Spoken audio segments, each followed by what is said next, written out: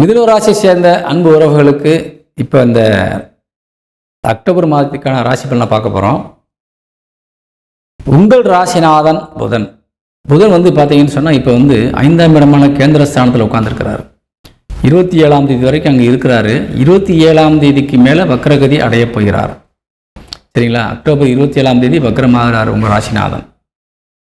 பொதுவாக ராசிநாதன் நல்லா இருந்தாலே நம்ம எப்பயுமே நல்லா இருப்போம்னு சொல்லியிருக்கிறேன். ஏற்கனவே நிறைய கேட்டிருப்பீங்க நான் பேசினதில்.